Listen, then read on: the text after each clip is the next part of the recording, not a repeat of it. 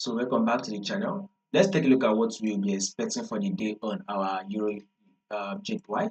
So we were kind of like anticipating for a bullish move on Euro JPY, but due to the fact that the uncertainty that just happened during the week, reason why Euro JPY dropped, it is because of the uncertainty. We all know JPY is a safe haven currency. So once there's an uncertainty going on, right?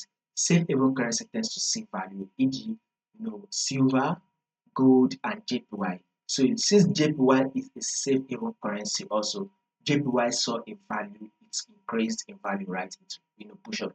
This is one of the reasons why all peers trade against JPY were dropping. It is because JPY had a value, it got value, it's seen as a safe haven currency. So it went up, JPY gave us that bullish.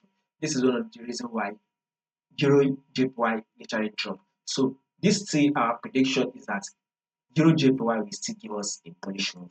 That is still our prediction. So with this movement, if you take a look at it here, if this is your high on your Euro JPY and then this is your higher low, this is also the higher high and the higher low.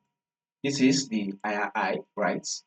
This is now your higher low on your Euro JPY. Now that we've got this higher low on Euro JPY, we should be anticipating for another bullish move, which will be an higher high. So we would only hop in for the buy if we can get our buy set up, probably during the London section. So guys, within this level, our buy setup will most likely going to form in the London section.